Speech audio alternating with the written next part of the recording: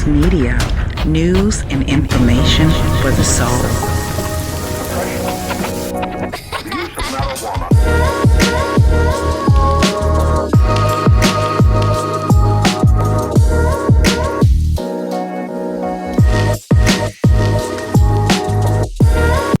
Please subscribe to Rainy Fox Media, like and share your views in the comments section. Thank you. My initial thought, I didn't think that this was real, but once I realized that it was, I was aware that it was definitely an attack to dismantle and address our economic freedom as people of color.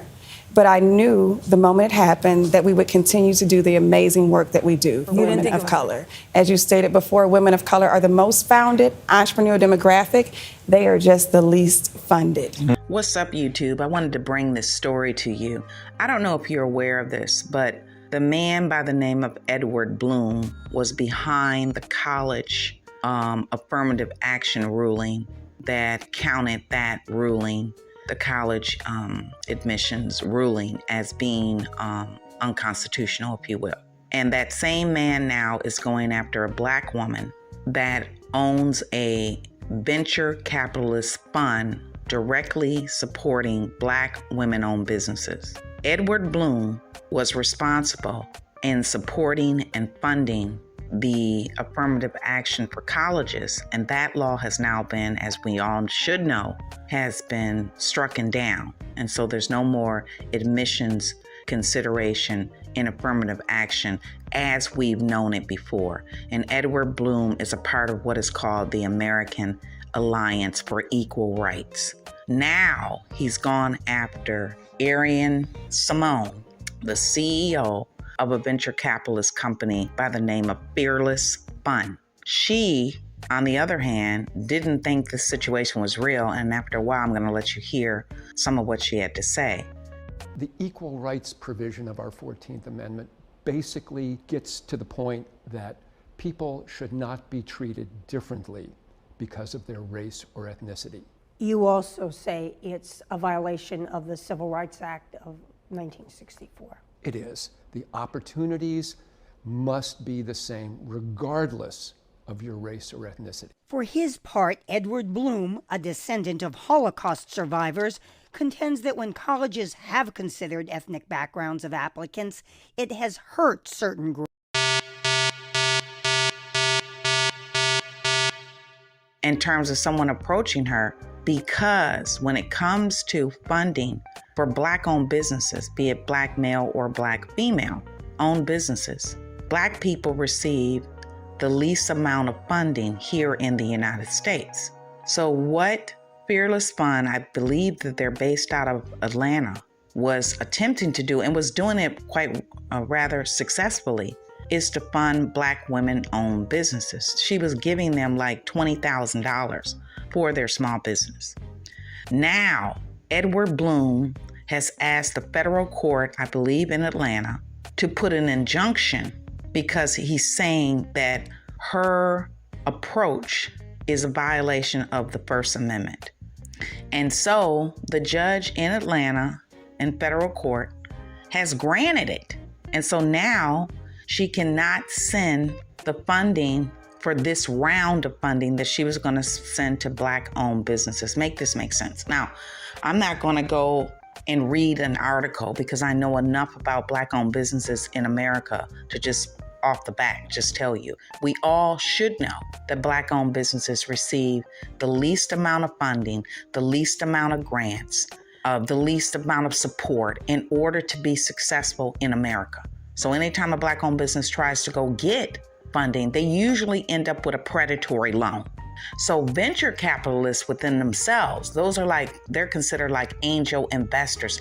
That's what gets the Amazon companies off the ground. That's what gets these, what we now know as these big multinational companies that started what appears to be humbly. They have these humble stories that started humbly. That's what gets a lot of these businesses in America that we know as being big now off the ground.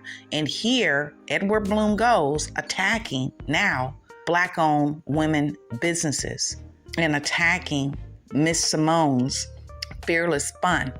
I think that they're one of the only venture capitalist that is in America based, that is supporting any Black business, let alone Black women-owned businesses. So we have to make this all make sense. The caveat to this is that Edward Blum doesn't plan on stopping.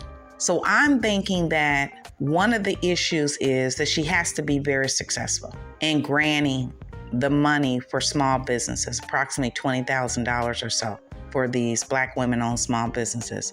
And for whatever the reason, and I read the reason to you or said the reason to you, Edward Blum says it's unconstitutional in so many words.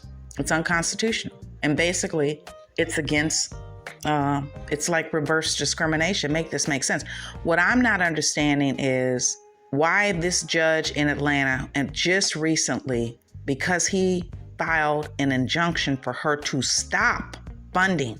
So as of right now, she can no longer send any $20,000 funding to a Black woman-owned business in this country. She can't award it to anyone because Edward Fund of American Alliance has filed an injunction, and that injunction has been upheld as of recently, like a day or two ago. I think it was on Saturday, to be exact. So we all understand how it is to go buy a house and how you may get a higher interest rate, how it is to go buy a car, you may get a higher interest rate, and on and on and on, which is part of the reason why, outside of many other reasons, why Black people are oftentimes at the bottom of economic empowerment compared to their white counterparts. So add that same principle to owning a business and your business having 30 to 50 employees. You're going to need money along the way. And the way that these bigger companies have really made it is through these angel investors. So Arian Simone of Fearless Fund is one of the only Black-owned angel investor companies here in the United States. And now the judge has ruled that she must stop until they continue the court proceedings. And they're in, I believe, circuit court, but it's on the federal level in Atlanta. So I wanted to bring the information to you because, as I said before, we all know how hard it is to start a business. Oftentimes, Black-owned businesses receive predatory loans. We don't receive the same access to success in every single platform there is here in the United States, unless we're playing football or basketball. Make that make sense. But at the same time, Edward and his alliance group seem to believe it's reverse discrimination. And he's also planning on, from what I understand, going after other affirmative action laws here in this country, basically turning back the clock to the 1950s. Because in case you weren't aware, most of the affirmative action laws were passed during the 1960s. So I'm not surprised in some